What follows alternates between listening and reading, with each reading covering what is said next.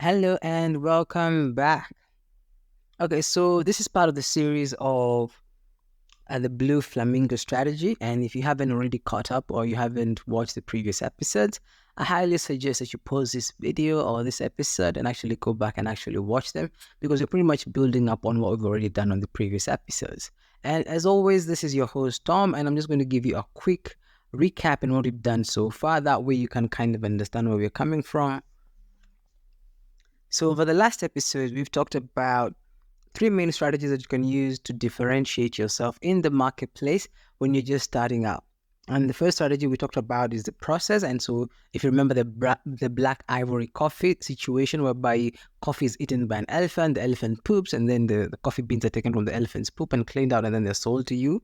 And that's one of the ways where you can differentiate yourself when it comes to the process of how you deliver your process or your actual process of fulfillment, whether it is service delivery or otherwise. The second way is about contrast, whereby you have two totally or seemingly unrelated items being used together as part of your personal brand. And so whereby you can be a musician on the side way and then you're also teaching about fitness or whatever combination that works for you. So that's another example. We give the example of Alex Hormozi, whereby he does marketing, and when you see him, he also does bodybuilding. So you find he's a bodybuilding on marketing. It's more marketing side, but he does show you every now and then when he's working out and the kind of workouts that he does and answer questions about his workout routine. The third one is what we just talked about zagging. That's whereby you go against the grain, where everybody expects you to zig, you zag. And so where there's a trend about whether it's in your niche or in your market where people go in a certain direction on in a certain area of the business or in a certain area of that market or that niche where they go in a certain direction, and then you decide to actually go against the grain. But that one you need to be very careful. That way you still end up making or still hitting up your numbers or your bottom line. That way you don't end up doing a lot of the things for free or even going actually against some of the norms or the taboos in the industry. And so for this episode, so those are three main ways that you can do it. Now for this episode, as per the last episode, we found out for this episode we're going to be talking about some of the story related ways that you can actually differentiate yourself. And so the first story we're going to start off with is the story of the underdog. Now, just like the name suggests, this whereby you go from your old typical boring average Joe working 9 to 5, doing a job that you hate, getting paid minimum wage, struggling living in the ghetto, and you're just trying to actually make something of your life, but you started from nowhere, you started from scratch, you came from nothing. And so this is pretty much the story about the underdog. And so as you're building your personal brand, if you decide to do fitness, you can actually tell your story when you're starting from the underdog, being a nobody in like in the ghetto, and then working your way upwards to becoming somebody in the community or in your city, in your nation, or whatever.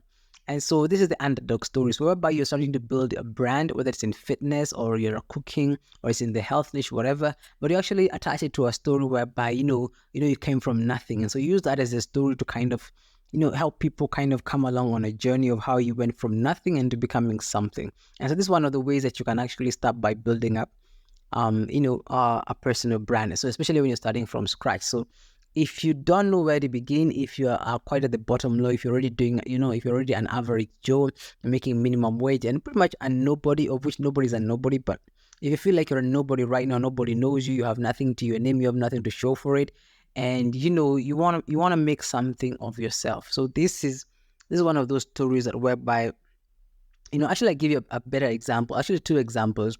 So the first one here we have most popular example that you know of, that is Arnold Schwarzenegger. And you find that he was living, I think it was in Dutch, he was living in dire poverty, he didn't even own a fridge or a refrigerator. And from there on, he had a dream of becoming a bodybuilder and making it into the movies in America. And so what he did, he started bodybuilding, I think at the age of 14 or thereabout, and he was doing bodybuilding, living minimum wage in a situation that is not quite friendly, so to speak. And it was a lot of hassle, it was a lot of struggle, and before he could actually even get his big breakthrough to even go to America. And his route or the unique way that he was going to get out of America was through bodybuilding when he saw a magazine. And so if you haven't already seen the story, or if you already know the story, I'm sure you know how it goes. If you haven't already seen the story or read of the story, be sure to Google him up and find out his history. But this is one of the stories of the underdog going from nothing and then becoming somebody, working your way towards becoming somebody. And so when you attach this story into your brand, it becomes something that people can relate with, something that people can identify with, something that people can remember you by, and something that actually differentiates you from the market, whereby you're dealing with corporates and institutions, and whereby you become another human being that they can relate to their own personal struggles and to their own, from where they're starting off in life. And so it's a great way. The other story here is another one that's currently hitting the headlines this year and the past year. And that is a story of the MMA turned boxer, who is Francis Ngannou. And so you find that he left from Cameroon. He worked his way up, where he was working he was working in the construction industry, carrying cement bags and doing a lot of hard labor, and he wanted a better life for himself. And so he risked it all, and he made his way from Cameroon, I think, to the States or to Europe or somewhere. And then he got a job doing menial jobs as he trained, and then he began training as an MMA fighter, and then he ended up becoming a UFC fighter. And so you have the story here of an underdog, somebody who started from nothing, and through sheer hard work and determination and persistence and motivation and a desire to be somebody, and they actually became somebody. And so these are some of the storylines that you can actually use or attach to your personal brand to become somebody. And so if you haven't already done that, this is one way you can actually do it. And so this is a story, or you can use this as, I like to call this one, so this strategy, the Blue Flamingo strategy, this particular one, we call this one the Underdog strategy.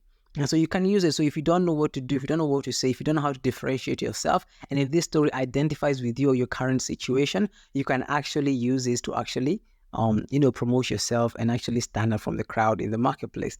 And so this is just one of the strategies you're going to talk about when it comes to stories. We have another one coming up, and I'll be going in the next episode. So thank you so much for listening. Be sure to leave a like, share, comment in the section below. Let me know your thoughts, and if you identify with this story, let me know. Even type out your own story as well, where you're starting from, where you plan to go, and just kind of a positive kind of community whereby we can encourage you and also keep you accountable. Okay. So yeah, that's it for this episode. Thanks for listening. I'll see you on the next one. Bye.